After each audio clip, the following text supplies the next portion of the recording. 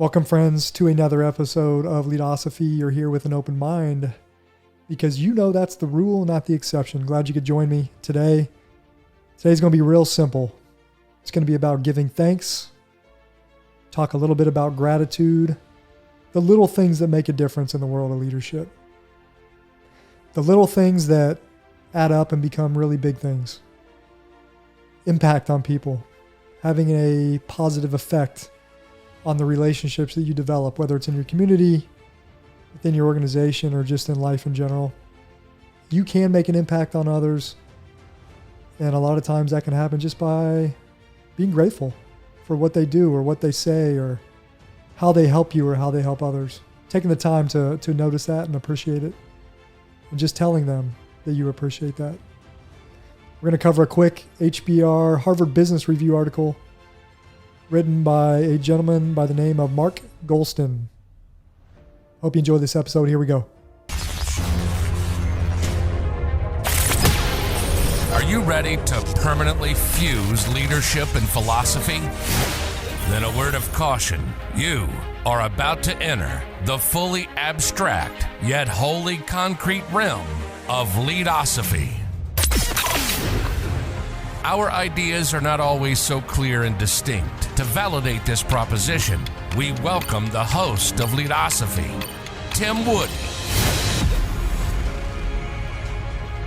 All right, welcome back, friends. Thanks for joining this episode of Leadosophy. I am grateful of your time. Anyone listening to this or watching could have been doing something completely different. I understand the value of time and the fact that you're here. I am grateful and appreciative. So thank you. The article we're covering today, going a little in the way back machine, written about 8 years ago, written by Mark Goulston. It's titled How to Give a Meaningful Thank You. And if you're watching, the article's up here, obviously. But if you're listening, I do have the article up on the screen. It'll be in the description. A link to the article will be in the description. I wanted to have this episode because I think it's important to sometimes what I like to refer to as get back to the basics.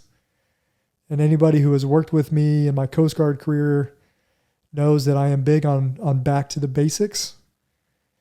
There was a time when I showed up to a Coast Guard unit in Long Island, New York, and I immediately put a lot of emphasis on the very rudimentary things that we should be doing very well in the Coast Guard, whether it was you're standing your watch or checking off the boat equipment a proper way, our core fundamental drills, search and rescue drills. I was a big fan of, you may have heard the term, going a mile deep and an inch wide, vice a mile wide and an inch deep. I wanted to make sure that we could do a few things really, really well, rather than focusing on so many different things and trying to be great at all those things. I've mentioned this on another episode. The Coast Guard is a very small service, so you're often responsible for a wide array of different jobs and responsibilities and technical competence in many different areas. Sometimes you just have to go back and really focus on a few core things and get really good at those things. But back to the mechanics of leadership, this episode is really about just telling people thank you, giving gratitude. And it can seem like such a small thing, and I think a lot of times it's either dismissed as not that important, or it's just not done, period. I've seen that before. Having been in the job world for 2.5 decades, what I notice a lot when you look at surveys that are done amongst the employees of an organization, no matter how large or small, one of the common themes that always comes back year after year, survey after survey, is not enough appreciation. And that could be formal recognition, it could be informal recognition, but that will always, it doesn't matter. I don't care how large or small an organization is. I don't care how awesome the culture you think the organization is, how good it is. That will always pop up. Whether you do a survey daily, weekly, quarterly, monthly, semi-annually, a lack of gratitude or a lack of recognition will always always rear its head. And I don't know if there's really enough that can be done as far as gratitude. I think no matter, even if you put deliberate effort into giving gratitude as much as you can, you're always going to fall short. But that's okay, because, it's one of those things as a leader, you strive for perfection, knowing you're never going to achieve it. Never going to achieve perfection. But that doesn't preclude you, nor should it preclude you from shooting for it. So yeah, the mechanics, the basics of leadership, giving thanks, the little things, the nuances that matter. My current boss at my company, I've worked for her for almost 2 years now. March will be 2 years. And I can tell you beyond a shadow of a doubt that I willingly will try to go above and beyond for her when she asks me to do something, because she is so appreciative. That's one of the main reasons. And it's one of those things that's genuine. She's genuinely appreciative when I help her, whether it's a project or help her find some information or create a marketing product for her, the company. She's a joy to work for because she is so grateful for, and it's not just me, she's grateful for everyone, what they do and how they help the organization. But again, it's a two-part. It's one, being grateful, being appreciative, saying thank you. But the second part, it's got to be genuine. I call it, if you're not being genuine, it's emotional forgery, right? And you never truly know if someone's being genuine, right? You can't get inside. You can't escape your theater of perception talk or concept. I can never get inside the head of someone else and see if they're being genuine.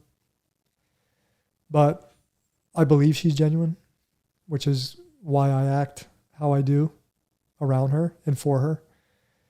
So that's my story of my boss, my leader that I choose willingly to follow because of what she brings to the table, and not just her technical competence, which is, she's been in her field of human resources for 3 decades. So she has a wealth of technical competence, which I admire, even though I don't really strive to be in the human resources field for the rest of my life. This is kind of like a part-time gig for me. But I do appreciate her technical competence. She's helped me a lot in our organization as far as the HR side and the things I've learned. She's given me enough technical competence in the HR world to be utterly and completely dangerous in the HR world. I say that a little tongue in cheek, but no, she's awesome. So this article, I just want to read a few excerpts from this article about giving thanks.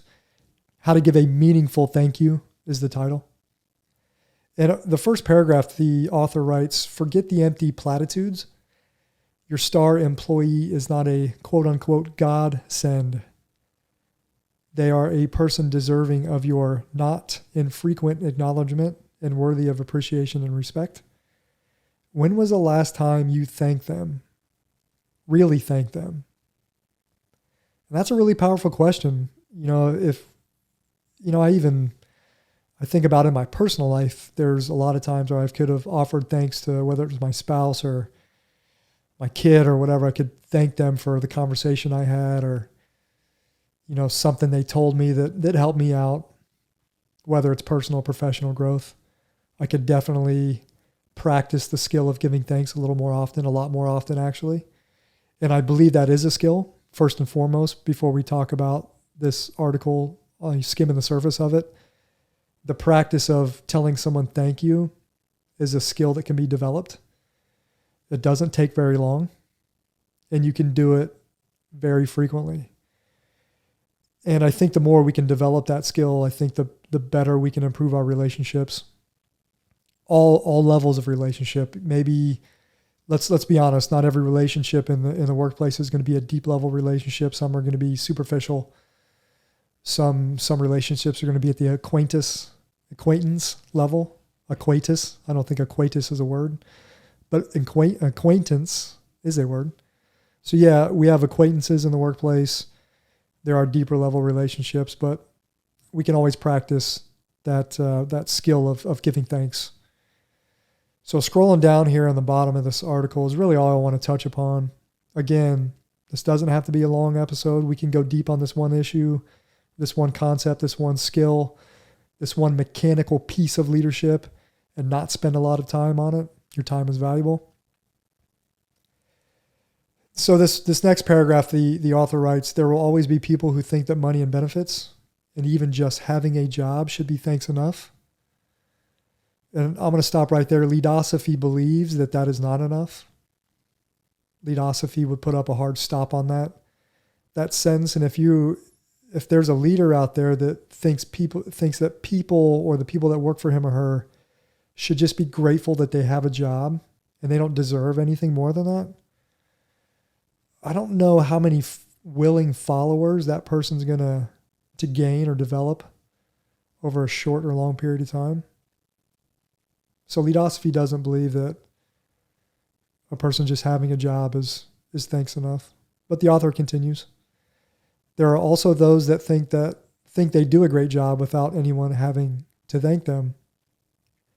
But study after study has shown that no one is immune from the motivating effects of acknowledgement and thanks. In fact, research by Adam Grant and Francesca Gino has shown that saying thank you not only results in reciprocal generosity, where the thanked person is more likely to help the thanker, but it stimulates pro-social behavior in general. In other words, saying thanks increases the likelihood your employee will not only help you, but help someone else. So that kind of has a compounding effect.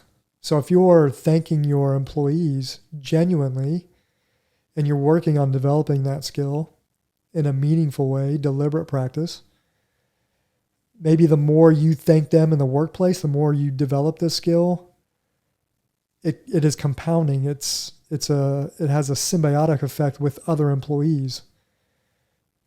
It's like a ripple effect. I like that. I think that is possible. And I guess from a theory versus practice standpoint, if you don't believe the theory that is possible, I'd say give it a try. Anyways, what do you have to lose? What do you have to lose by giving thanks to others and hoping that thanks is reciprocated to others around that person or that group of people? I don't see any downside of trying that and doing that. And if it works, if the theory matches the practice, then there you go. You essentially, I believe, could improve the organizational culture slowly over time. That becomes a new norm for the organization. Appreciation and gratitude. Those become two values that your organization starts to value more and more. It starts to build upon itself. And then before you know it, it's something that is done at the subconscious level. That's when organizational culture is really taking root in a positive way. When employees are doing things like giving thanks to others, helping others, and they do that subconsciously because that's just the way they do it. That's what they're taught. That's what they see. That's what they learn in orientation. That's what they learn all throughout the onboarding process and into the first few months of the job. Even in a job interview, right? New person comes into a job interview. There's a lot of thanks going on. Thanks for being here. We appreciate your time. We know your time is valuable. You thank them when they leave. You know, even when you're sending a rejection letter, one of the things I've learned in my job, hey, thanks for applying. We appreciate you taking the time, getting your resume together. We've had a lot of applicants, so on and so forth, but we do appreciate you applying and thinking of us. It means a lot to the organization. So the author kind of finishes this article. I'm not going to read the whole article because I don't want to do that. I don't think it's necessary. He just basically states, take action now. And he's talking about giving thanks, saying thank you. And he says, give that person what I call a power thank you. And the power thank you has 3 parts. And we're going to close it with the 3 parts of the power thank you. Number 1, thank them for something they specifically did that was above the call of duty. For instance, hey, Joe, thanks for working over that 3-day weekend to make our presentation deck perfect. Because of it, we won the client. The second power thank you point the author makes, acknowledge to them, the employee or employees, the effort or personal sacrifice that they made in doing the above, talking about creating a great slide deck or coming through on that project, landing the new client. It's a personal sacrifice. I realize how important your family is to you and that working on this cost you the time you'd plan to spend with your daughters. And yet you did it without griping or complaining. Your dedication motivated everyone else on the team to make the presentation excellent. Now, let's be realists here. This, I guess because I'm reading this, it sounds like super canned and superficial and not very genuine. I think there's got to be some sort of spontaneity, organic conversation when you approach someone in person. I'm not talking sending someone an email. I'm talking calling up a person on the phone or approaching them, in public in person and having that quick conversation like, hey, I appreciate what you did, the personal sacrifice, whatever. I think if you go into that situation with a canned speech, it could backfire. You got to be genuine. And even if you are genuinely putting together a speech, you may have to examine, like maybe you're making it too difficult. And this could be an effort for some people to get out of their comfort zone and focus deliberately on giving thanks and being appreciative. But I don't know if the canned speech is the best method. I think you got to have some organic conversation bubble up, some spontaneity. I think it's going to feel more genuine to the person you're trying to give appreciation and gratitude towards. So that's just my 2 cents on point number 2 by the author. Point number 3, and we'll wrap this up. Tell them what it personally meant to you, whatever they did, whatever you're appreciative of. You know that rightly or wrongly, we are very much judged on our results. And you, again, this is what they're telling the employee, you were largely responsible for helping me achieve one that will cause my next performance review to be over the moon. Just like yours is going to be. You're the best. Again, I think we could probably have came up with some better examples. Maybe the author here is trying to go above and beyond, make it exaggerated a little bit. I don't think it needs to be that exaggerated. I think we could just have a general conversation. Again, a quick, spontaneous, organic conversation about appreciation. And just a quick thank you, a couple sentences, and see the reaction. Maybe it furthers another discussion, right? Maybe it just furthers a conversation that you have with an employee, a member of your staff.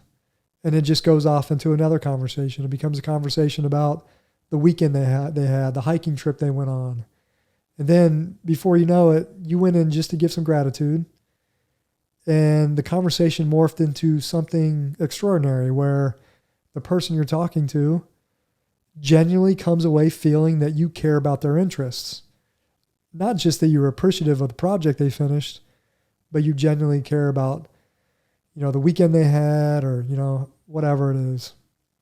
So again, it's got to be genuine. It's got to be spontaneous a little bit. I think if you are sending an email to somebody, obviously, it's organic to the point where you're writing what you're thinking, your organic thoughts. But you might be able to expand a little bit more in an email. Again, I prefer the phone call, if you can make a phone call. And definitely, number one, I prefer the face-to-face human contact because I think, especially during COVID and the times right now, we don't get enough face-to-face. So maybe it's a Zoom call. Maybe it's just in the course of a general business meeting with your colleagues where you just call somebody out and say, hey, I want to recognize so-and-so for what they did. Again, my organization's really great at doing that. We have a lot of Zoom calls. Really good about just calling people out in a good way, in a positive way. And you can see it's well received, which I like. So that's it. The mechanics of leadership, the small mechanics of leadership. Back to the basics. Appreciation and gratitude, it's important. Again, this isn't one of the top tips to make you a great leader because Leadosophy is not here to give you the greatest tips of leadership. It's not what the show was for. It's not what it was started for.